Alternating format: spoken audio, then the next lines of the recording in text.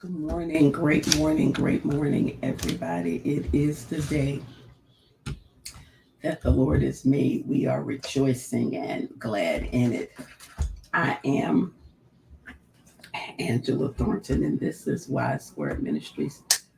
Thank you so much for joining us. I do appreciate it. Hoping you all had a great weekend. I know Rochelle had a wonderful weekend. Her grandson participated in uh, a competition. He's an accomplished musician. So we know she had a good weekend. Hope the rest of you did as well. I got over myself that I couldn't go to Dallas. It actually was for the best because I had some time to rest and work on this cough. Rest and work on this here cough because of yeah. So today I was reading Deuteronomy 8 with a friend on Friday. It's interesting how you thank you. I feel better. I feel better. I uh still cough, but not like I was, and I feel better. I don't feel like, something ran over me. Although my good sister Myra Lisa came to see me yesterday, and y'all, she wouldn't even come close to me. She acted like I had the bubonic plague or something. Like she's still way over there.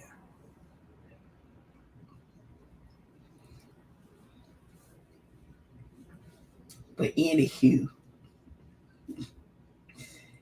and my husband kissed my forehead and my cheeks, talk about,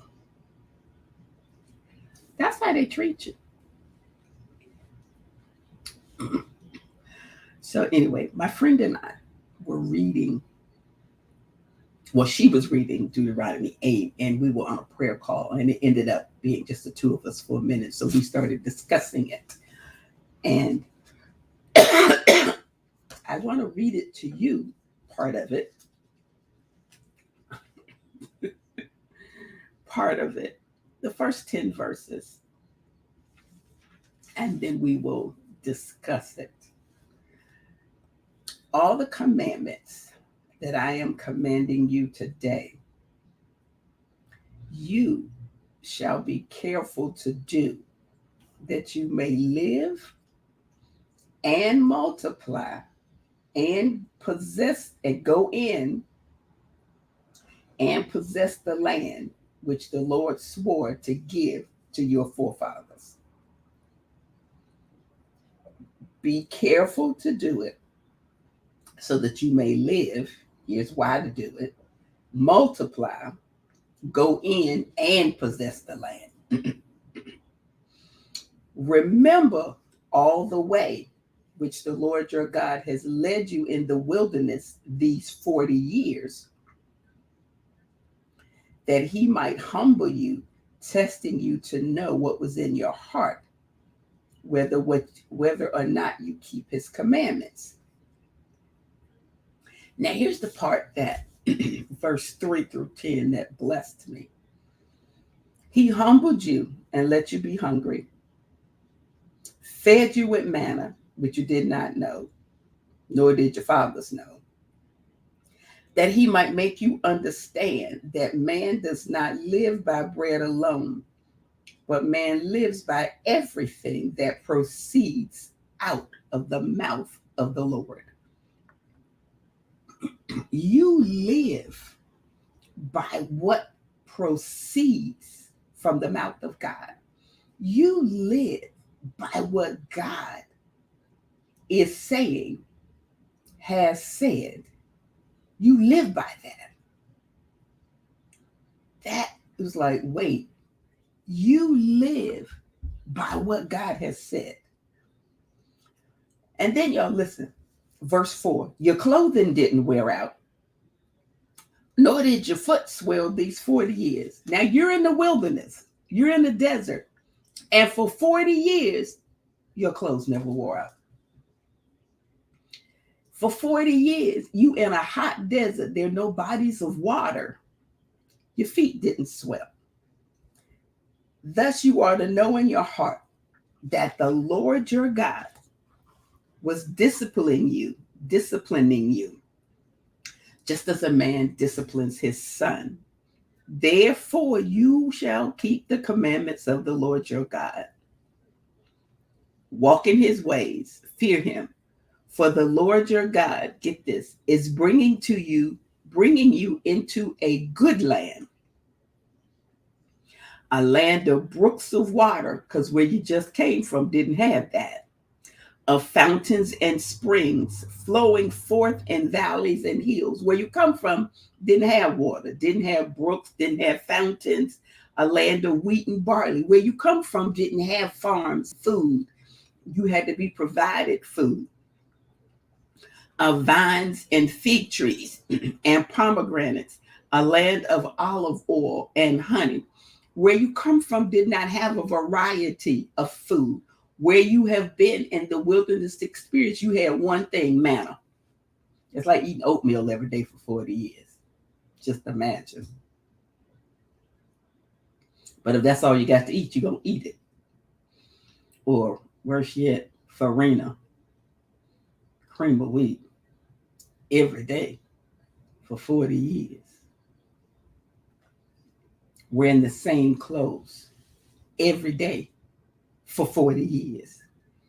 He's bringing you to a place that is prospering, that is thriving, that is growing. A land where you shall eat food without scarcity, in which you shall not lack anything. Everything you need. A land whose stones are iron, hills can dig copper. When you have eaten and are satisfied, you shall bless the Lord your God for the good land which he has given you. And as my friend Sabrina and I were talking, God doesn't just provide. He is provision. He didn't just provide for Israel. He was provision. He was provision in every way that they needed him to be. He was food. He was they needed him to be. A pillar of fire by night. He was shelter. He was clothing.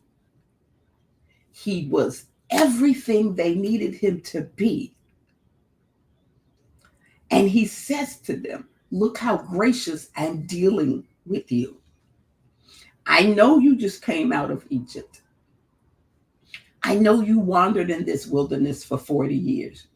I know it was a hard place, but you have to trust me, because this is where I'm taking you. I'm taking to you a place where not only you live, but that you multiply, that you don't just live, but that you are fruitful, that you multiply, that you don't just go into the land, because you can enter a space, but he said enter the land and possess it. Take ownership of it. I promised this to your forefathers. I am not a man, he said back in Numbers, that I can lie. Neither am I the son of man that I repent. Have I not said it? Will I not do it? He said, listen, I fed you with manna. You didn't even have to worry about what you were going to eat. You didn't know nothing about this wilderness living. That's like dropping some of us in the middle of a forest and say, fend for yourself. You're like, what? Is there snakes out here? He said, listen, your feet didn't swell. Your clothes didn't wear out. But I need you to know that my promise still holds. So perhaps you're feeling like, you know what? I'm just in this little wilderness. I'm feeling overwhelmed. I'm feeling like I'm just in this here whole wilderness space, and I'm feeling like, God, I don't know where you are. I feel like everything is going wrong. And he's saying, look, I am still providing because I am provision. But if you can just hold on,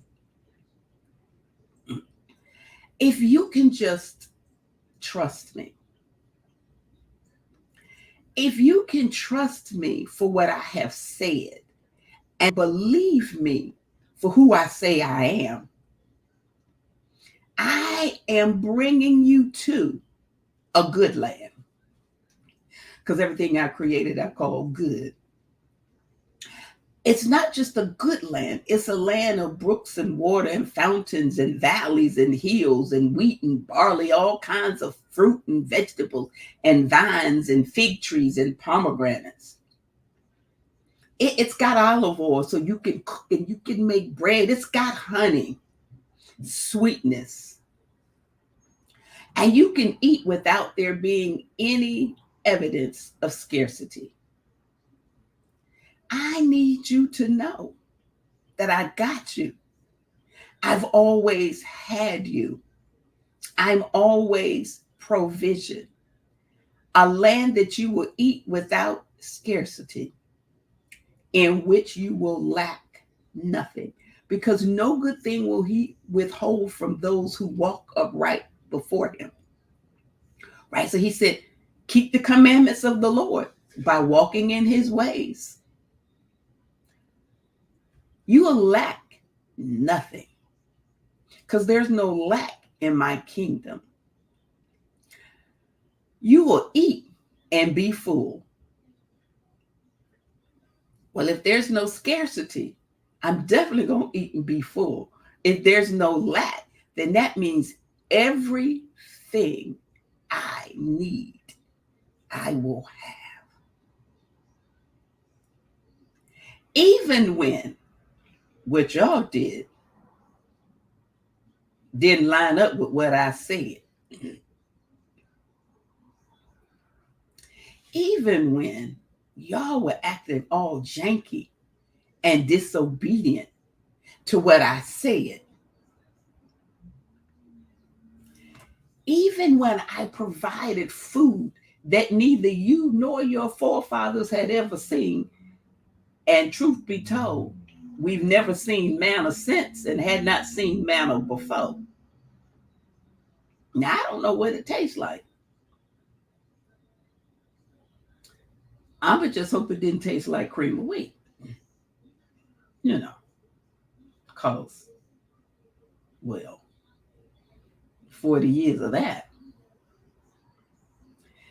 Israel's prosperity had a cause, divine cause. Because, listen, y'all know under normal circumstances, come on, you know you can't keep clothes for 40 years. I don't care how well made they are. Not if you're wearing the same ones every day. Come on. I don't care how well made, what the material, how thread, custom made, hand sewn, they're going to wear out. You know, if you're in a desert for 40 years, your feet going to swell. But here's the thing. Their sandals didn't wear out. Now, I kept a pair of sandals for 20 years, but I didn't wear them every day either.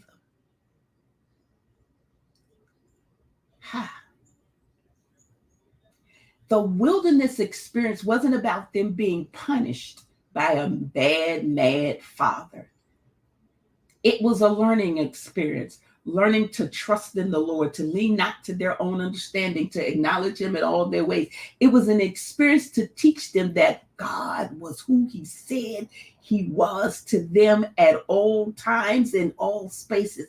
If you think that perhaps you in some wilderness experience, perhaps it is now time for you to say, I really do believe greater is he that's in me than he that's in the world. What is it that you believe about the Father? What is it that you believe about the Father? What do you believe? Who do you believe God is? Do you believe that he can do what he said he can do, and that he is who he said he is, as he said he is, whosoever he has said he is?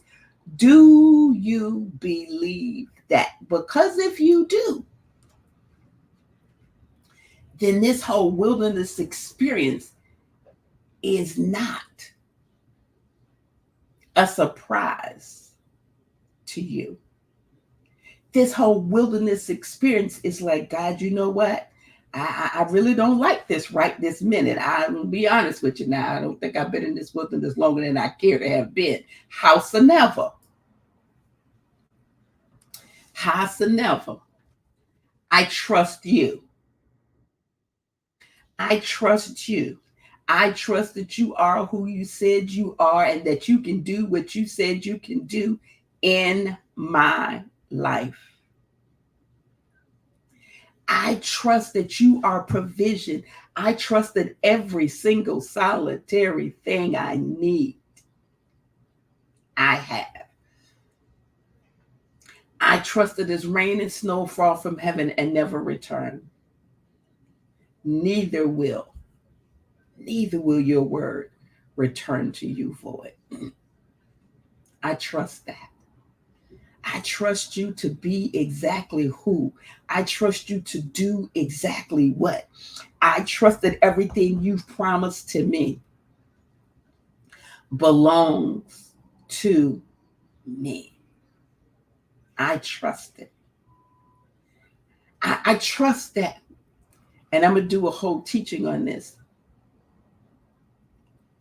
We seem to have an ability to believe more in the devil's ability to deceive, to mess with us, than we do in God's ability to keep us. We give so much credence to the devil. Satan, you should have got me before we got here. You should have got us before this. No. Because if you believe that greater is he that's in me than he that's in the world, I don't care what the devil does.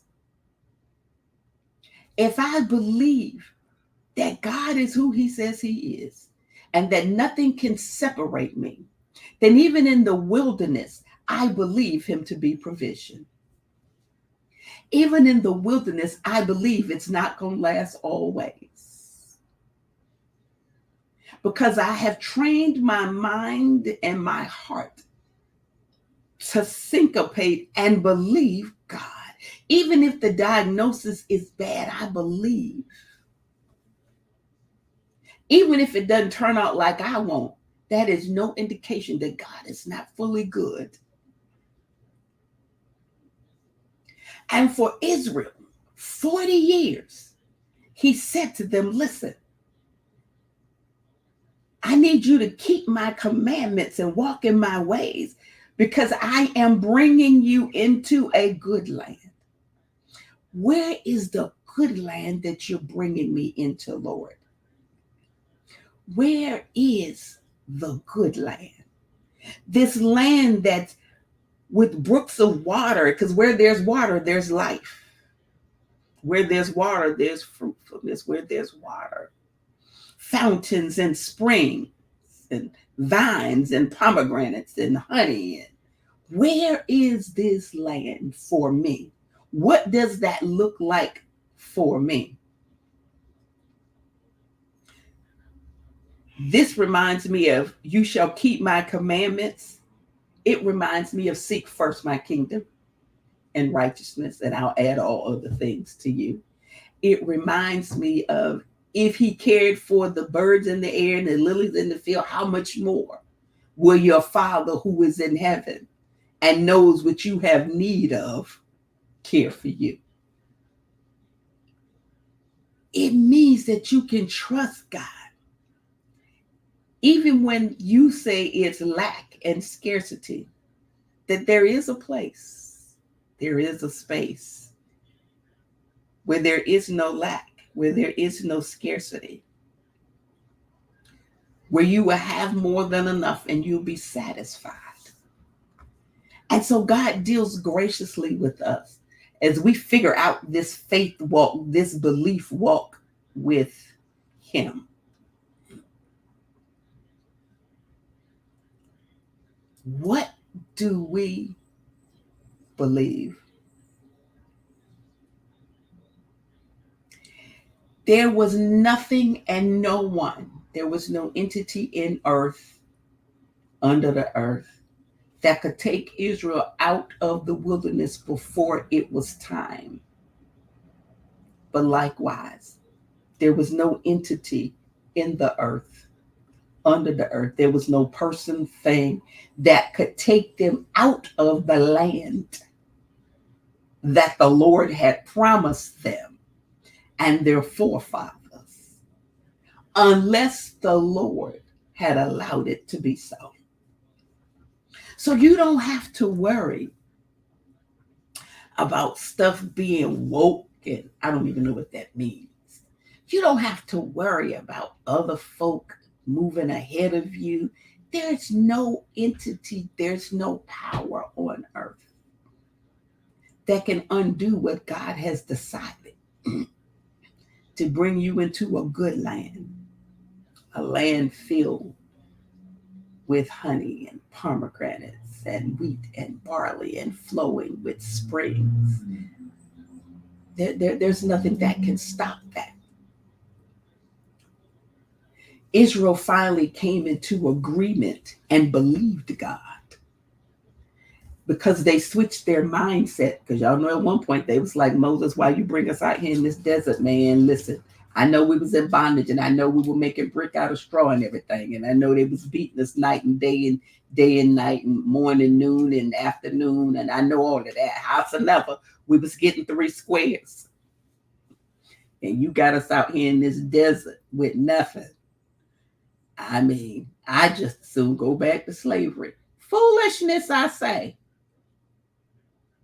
For freedom.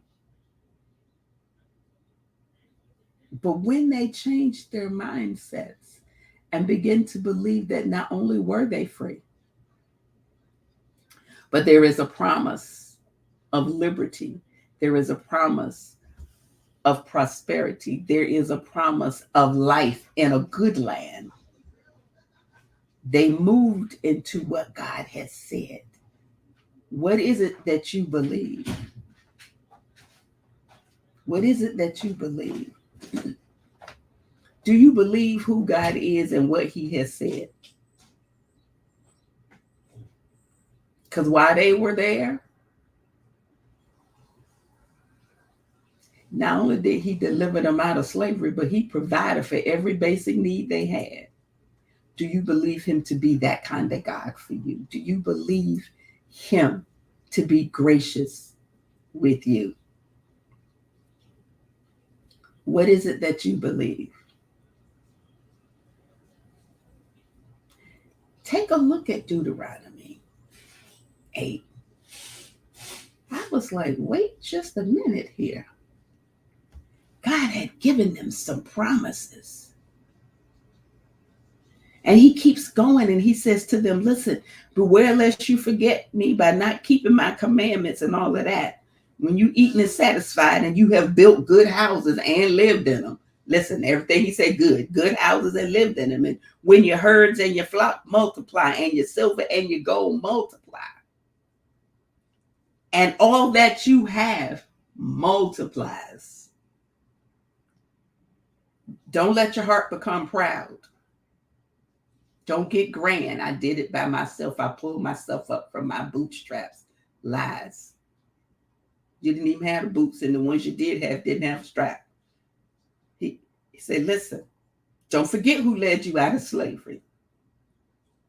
Don't forget who led you through this terrible wilderness with fiery serpents and scorpions. And don't forget the ground was thirsty because there was no water. Don't forget I brought water out of a rock. Don't forget in the wilderness that He fed you. because you might say that you did this by your power. But you shall remember the Lord your God, for it is He who is giving you power to make wealth, that he may confirm his covenant. See, the power God gives you to make wealth isn't even about you. It's about him. It is about him confirming his covenant of who he is and what he has promised. In Abraham, I will make all the nations through you great. I will make your name will be great. It's about him. He could confirm the covenant which he swore to your fathers. Mm-hmm. And it will come about that if you ever forget the Lord your God and you start going after other gods, well, we see that now, don't we? And you start, serving them and worship, I'm going to testify against you. Like the nations that the Lord makes to perish before you, you shall perish. Like the nations he makes to perish before you, it is he who has given you, is giving you power to make wealth. Because God is who he said he is, and he is gracious to us at all times.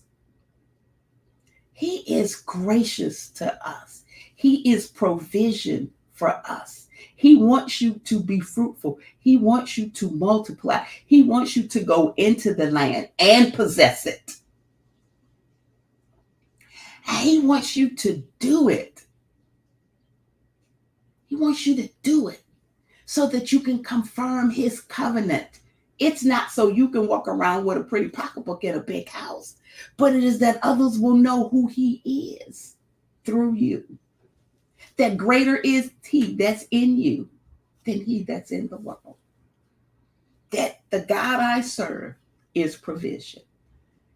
And that while I may have a wilderness moment, I may have a wilderness season, but the Lord my God is always with me. That he always provides for me. My sandals will never wear out. My clothes will never wear out. I might not eat steak and lobster. It might be oodles and noodles, but it's going to be manna. And that no matter how bleak it looks, if you can just trust in the Lord and change what you believe, not just what you confess, but what you believe, and change what you confess. Lord, I don't know why that devil is always bothering me. Stop that. Greater is he that's in you than he that's in the world. If you submit to God, resist the devil, he'll flee from you. He can't mess with you if he's running from you. He can't mess with you if he's running from you. See what I'm saying? He can't. So check our heart and say, Lord, am I submitting to you fully? Have I surrendered everything? Have I surrendered everything? Not just my heart, but my beliefs.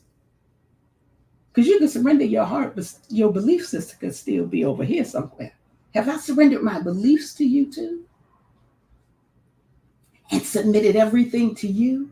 Because now once I do that and I resist the devil, how do I do that? With your word. Lift up the shield of faith, wield the sword of the Spirit, which is the word of the Lord. You said he would flee from me. Oh. Let me stand firm on what you have said. And I have evidence. Because I can go through your word from Genesis to Revelation and see that you never fail. And see that you never lie. And see that everything you've ever said comes to pass. So I got a trail. I got a history with you. And we thank you. Thank you for dealing graciously with me. Thank you for having patience with me. Amen. Amen. Y'all quiet today. Sometimes y'all be quiet. I be like, are they still with me? What we doing? Our devotional for today. Y'all know tomorrow is August 1st. We're coming into month 8, month of new beginnings. You tend to lose track of your blessings. I know it's easy to see what you're lacking rather than what you have, but focusing on all the ways in which you've been blessed can provide hope when all hope seems gone. Hopelessness can lock you into a prison of your past. Your doubt and despair can keep you from moving into the future with faith, and you can easily begin to live a life of discouragement. My word will set your thoughts straight, transforming your mind and enabling you to see a hope-filled future. You need to let go of your past and focus on the ways you've been blessed and move into the future I have for you. Don't allow discouragement and despair to keep you from my very best in your life. I've blessed you in the past, but I have so much more I want to do in and through you in the future. Even if you're faced with what seems like hopeless situations, rely on my promises to give you new insight into your circumstances. I want you to always wait for me, hopefully, expectantly, depending fully on me, assured that I have plans for you to give you a future and a hope.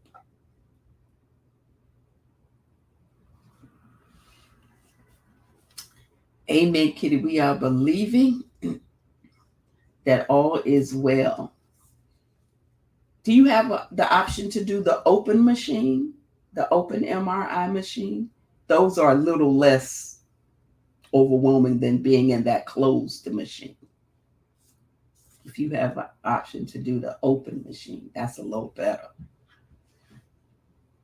And they have those that you can stand in. But you'll have an amazing, amazing rest of your day. Oh, no, I did not post the scriptures. I'm sorry. Because I didn't post the scriptures because, well, I was literally just reading from my Bible. Let me post them right now. Thank you for reminding me. See, when I don't write it out and I'm just with the Bible, y'all know, let me, come on, thing. All right, let me get the ones for today. Today is, I just said it, July 31st. Ooh, Jesus. See, I done started something and now y'all be looking at me like, hey, lady, where the scriptures? What's wrong with you? I'm posting it right now. Usually it's Daisy reminding me.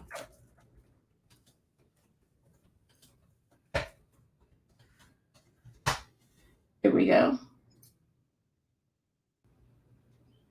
Okay. All right. So on YouTube and on Facebook. There you have it. Have a wonderful, wonderful day. I'll get up now and go. See you next month. Oh, I got to come up with an August song. Thank you, Carol. I do feel much better. Ooh, child, because it was rough. Do y'all want an August song? No? Maybe? Okay. I'll see y'all tomorrow. Bye-bye. I did have a restful weekend. I really did. I won't tell y'all, my husband drove me 2 hours to go get watermelon. Because I don't eat seedless watermelon. And they had literally just come out of the field. Like we had to wash the dirt off of them. But the yellow one is good. I'm going to cut the red one today. See y'all.